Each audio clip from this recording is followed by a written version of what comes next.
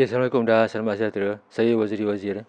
Untuk perkongsian kali ini saya nak cerita sikit tentang tips bagaimana kita boleh menggunakan kamera compact. Kalau orang tu gunakan kamera compact, dia nak shoot guna filem yang dah expired.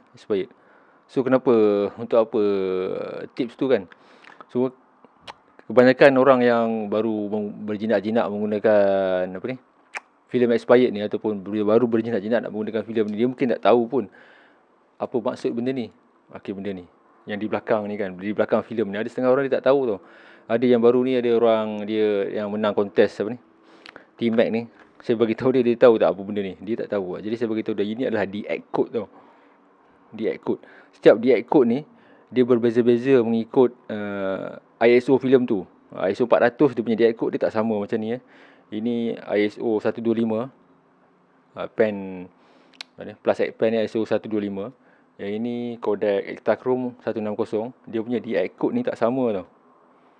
Kalau tengok dekat komputer besar mungkin nampak lah beza dia tu. Dia tak sama tau. So apa guna DX code ni? Guna DX code ni lah untuk memberitahu kamera kita, terutama kamera moden lah. Kamera moden jenis ataupun ISO yang digunakan. So maksudnya contohlah kalau kita masukkan filem ni Kodak plus X pen ni dalam kamera compact ataupun kamera SLR yang lama, yang mana dia boleh baca, dia boleh katakan kamera agak baru juga walaupun dia SLR, dia yang ada function DX code dekat dalam kamera tu.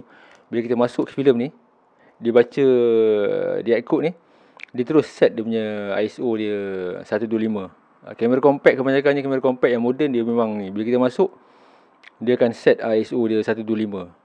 Dia berdasarkan DX code ni. Tapi kalau kamera lama macam Nikon FM2 ni, Nikon FM2 ni fully manual, dia tak ada DX code tau. DX code tu dekat mana? DX code tu dekat sini tau. So ini memang tak ada lah DX code tu. Bukan DX code, maksud DX code reader. DX code tu sini. Dia punya code DX Denmark X-ray. DX code. Dia punya benda yang macam silver tu kan. Okay. Bila kita masuk dalam ni, kamera ni tak tahu ISO apa. Jadi itulah tujuannya dial yang dekat sini ni. Asal ISO ni, dial ni akan kita pusing kalau kita letak ISO 100 ke 200 ke 400 kita guna sini. Pasal dia tak ada sensor untuk detect ISO filem tu. Bagi setengah kamera compact, siapa yang ada kamera compact tu, dia boleh tengok kamera dia tu. Buka dia punya tempat letak loading filem tu, tengok ada tak macam ada button-button dekat sini. Dia macam manik-manik lah dekat sini, warna silver. So maksudnya bila kita masukkan kamera kita dekat dalam tu, dia akan detect tu. Contoh kalau 125 masuk, dia akan terus detect ISO 100 ke 200 berdasarkan filem tu. So tujuan dia macam kamera compact ni, kebanyakan yang guna dia prosumer lah, bukannya orang profesional ke apa. So maksudnya dia nak mudah lah, kita masuk je filem. Okey, kamera tu dah tahu dah filem apa kan. Tapi kalau untuk kamera jenis lama macam ni, kita kena set manual dia punya ISO tu. Pasal kamera ni tak tahu kita letak apa. Contohlah kita letak ISO 125 kan, kita nak set 1000 pun boleh, tak ada masalah pasal dia tak tahu. So jadi apa pentingnya, apa tips yang saya nak bagi tahu pula, apa kena-mengena, maksudnya apa kena-mengena kamera compact dengan DX code kan. Apa tips yang saya nak bagi? Okay, tips yang saya nak bagi ni untuk pengetahuan semua, kebanyakan filem expired ni dia dah kurang sensitif tau. Dia kurang sensitif tu maksud dia. Contohlah ni T-Mac 400. T-Mac 400 ni dah expired lebih kurang 25 tahun. So kalau kita pakai pada kamera compact, dia akan detect ISO 400.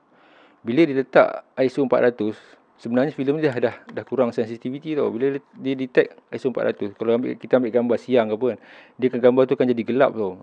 Kita tengok macam, memang kita boleh correct balik lah dalam kita betulkan dalam Photoshop ke apa kan. Tapi negatif tu sendiri dah tak cantik dah. Pasal dia akan detect ISO 400 pasal berdasarkan DX code yang dia baca tu. So kenapa, apa tips yang saya nak bagi tahu ni kan? So tips yang saya nak bagi tahu ni kira macam hack lah, DX code hack, HACK kan. DX code hack tu macam maksud dia macam mana cara kita nak hackkan kamera compact tu supaya walaupun kita masukkan ISO 400 ni, kita nak setkan dia boleh 100. Pasal dalam kamera compact, kebanyakan kamera compact kita tak boleh nak set dia kepada ISO 100 tu. Pasal bila kita masuk je kan, dia memang automatic dia akan detect ISO 400. So sebaik-baiknya filem expired ni, contoh 400 kan, orang kata berdasarkan pengalaman yang orang guna, kita kena bagi dia overexpose per decade 10 tahun lah maksudnya. Kalau dah maksudnya 10 tahun tu, macam contohlah 400 ni kan, sebaik-baiknya kita set pada ISO 200 ataupun 100. So kalau kamera SLR lama macam ni, kita walaupun kita pakai filem 400, kita boleh set dia punya dial dekat sini. Kita boleh set 100 atau 200. So compact macam mana kita nak buat? Okey. Rupa-rupanya baru saya tahu sekarang ni dah ada di Shopee lah kan. Bukan saya nak promote Shopee ke apa, dah ada jual DX code sticker tau. Saya pun baru tahu. Baru tahu rupanya ada DX code sticker. DX code sticker tu maksudnya kita beli kan. Contohlah ini filem 400. Kita ambil stiker tu, kita tampal dekat sini. Tampal dekat sini. Bila kita tampal dekat sini, walaupun filem tu 400, kita tampal stiker yang ISO 100, kita masuk dalam kamera compact, dia akan detect filem tu sebagai ISO 100. So maksudnya gambar tu akan over. So gambar tu akan jadi okey lah. Ini untuk filem yang expired tau. Kalau filem baru tu yang kita baru beli yang expired 2023, 24 ke yang belum lagi expired kan, tu tak payah. Ini tips yang saya nak bagi tahu ni, kalau kita guna kamera compact tapi nak menggunakan filem yang expired dan kita nak customize dia punya ISO tu. Maksudnya okey, filem expired ni 400, macam mana cara kita nak setkan pada kamera compact kita pada ISO 100. So cara dia sekarang ni yang terbaru saya tengok, sedang saya buat research tu kan. Bukan research lah, saya cari rupanya dah ada jual stiker tu. Kalau kita tengok di Shopee ada jual stiker. Kita boleh search dia punya stiker tu, DX code stiker. DX code stiker. DX tu Denmark, X tu X-ray lah stiker. So benda tu nanti kita boleh potong. Dia saya tengok dia jual macam set tu, maksudnya ada yang ISO 100, 200, 400, 800, 1000. Kita potong, kita tampal dekat sini, letakkan dekat sini. Lepas tu masuk dalam kamera. Lepas tu kita tengok dia jadi tak.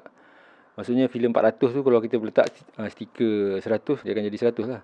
Itu cara baru lah kan. Sebelum masa zaman saya dulu tak ada. Zaman saya dulu tu, contohlah kalau saya nak hack benda tu, tapi macam yang fully manual macam ni, dia tak ada DX code, tak apa, tak ada masalah. Tapi kalau zaman saya dulu, kalau nak buat manual, biasanya dulu lah, sekarang ni orang dah jual cartridge tau. Orang dah jual cartridge. Contoh macam ni lah. Contoh ini filem 400 ni. Filem 400 kan. Okey, ini ISO 100 lah. ISO 100. Saya gunakan cartridge ni biasanya kalau kita pergi kedai gambar kan. Dulu orang buang-buang je benda tu. Cartridge ni yang sekarang ni dah ada harga. Saya tengok ada orang satu cartridge ni dalam RM5 pun ada kan. Dia buang-buang je benda ni. Kebanyakan kedai gambar yang gunakan mesin, dia tak tarik habis tu dia punya benda ni. Dia tak tarik habis ni, maksudnya masih ada lagi lidah dia dekat sini tau. Masih ada balance dekat sini. Kalau guna mesin lah, ada setengah tu kedai dia buka, dia cabut kat sini. Ada setengah tu kedai gambar yang mana guna mesin tu, bila dia potong, dia masih lagi ada dalam 1 cm atau 2 cm lah dekat sini. So apa maksud dia tu? Maksud dia tu, saya potong ni 400 ni. Okey, ni cartridge 100. Dia dengar slow kan. Cartridge ni 100, ISO 100 lah contoh. Ini cartridge filem ISO 100. Okey, ini filem 400. Saya pergi masuk bilik gelap. Ni cartridge kosong lah ni, saya beli ataupun ambil daripada kedai gambar kan. Saya tarik ni roll ni panjang-panjang ataupun saya potong sini. Dalam bilik gelap lah, ni total darkness ni. Saya tapekan dekat sini. Mungkin ada orang kata, betul, biar betul. Memang benda ni saya dah lama buat lah. Pasal saya dulu pernah juga kerja di, orang kata apa, company yang proses filem. Benda tu memang saya guna roll 100, saya memang potong. Saya potong sini. Ni memang dah potong. Letak masking tape, sambung, kita roll. Roll. So benda ni kita kena gunting balik lah. Pasal ending dia nanti panjang lah. So benda ni kita potong manual lah, ikut benda macam ni. Lidah dia macam ni. So bila kita masuk dalam tu, so maksudnya cartridge 100, tapi filem dalam tu 400. Faham tak? Okay. Ini cartridge 100, ISO 100, tapi cartridge sahaja tau. Dia dah ada sampai kat sini je. Dia dekat sini dia potong. Kita ambil tape, kita tape sini. Okay, yang 400 ni kita masuk dalam bilik gelap, kita tarik panjang atau tak payah tarik panjang lah, kita potong sini. Kita potong sini straight, kita potong straight sini lurus, kita ambil tape ataupun tape dari sini, kita sambung sini. Lepas tu kita gulung. Maksudnya kita transferkan filem 400 ni dalam cartridge 100. So kita tarik lah. So nanti benda hujung tu kita kena gunting balik lah, jadi ada macam ni kan. So maksud dia cartridge 100, ISO 100, tapi filem dalam ni 400. Ni untuk manual lah kan. Tapi ada setengah kedai profesional, kita tak payah buat macam tu. Kita just bagi tahu dia je, bos, ini filem 400 ni bos, tapi saya shoot 400 ataupun saya shoot 100. Nanti you push proses ataupun you pull proses itu kepada kedai gambar yang kedai gambar profesional lah.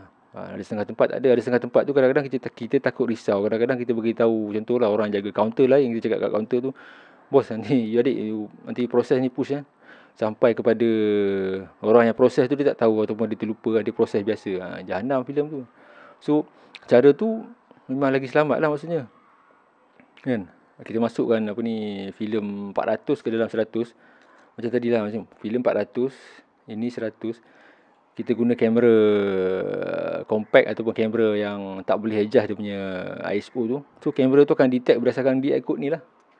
So maksudnya walaupun yang tadi saya beritahu, walaupun dalam ni filem dia 400, tapi dia ikut 100, kamera tu akan detect 100. Cuma sekarang ni yang ada lagi cara lagi mudah tu yang saya beritahu tadi. Rupanya di Shopee ke mungkin Lazada pun ada, dah ada jual di ikut stiker. So tak payah nak buat benda susah-susah macam tu kan. Kita potong je stiker tu tampal sini. Maksudnya okey, ni filem ISA 400. Kita nak shoot guna compact kepada ISA 100. Kita potong je stiker yang 100 tu, dia ikut 100 tu kita tampal di sini. So filem 400 ni masuk dalam kamera compact, dia akan detect sebagai 100 lah. Benda tu lebih mudah lah. Ini yang guna kamera compact kan. Kalau siapa yang guna kamera SLR macam ni, senang lah. Ni tak ada masalah pasal memang kita boleh adjust dekat sini dia punya ISO tu kan. So tak ada masalah. So ada tu pasal tu ada saya tengok. Yalah, ada geng-geng tu saya tanya juga, kenapa gambar kau gelap ke apa benda kan. Saya tanya pakai kamera apa. Dia pakai filem expired tapi guna compact. So maksud dia baru saya tahu sebab apa gambar dia gelap ke apa kan. Rupanya ialah bila filem expired ni dia punya sensitivity dah kurang. Kita pakai ISO 400. Masuk dalam kamera compact. Kamera compact tu kan detect 400 juga. So bila kita ambil gambar siang ke apa kan, dia memang jadi gelap lah. Pasal dia dah less sensitive lah. Sepatutnya 400 tu kita kena expose pada ISO 100 ataupun 200. Mungkin kalau dengar benda ni macam complicated kan. Tapi kepada yang mana tak faham tu, replay balik saya punya video ni kan, tengok macam mana kan, bagi betul-betul faham kan.